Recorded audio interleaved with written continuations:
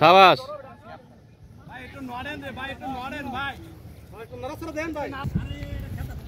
আরে যাইতে না দেখি না মারুন মারুন মারুন মারুন বোলিং বোলিং উজ্জ্বল ভাই এই যে হ্যাঁ ওন আছে ওন আয়ো এবার না পাঁচ রান 6 রান 6 রান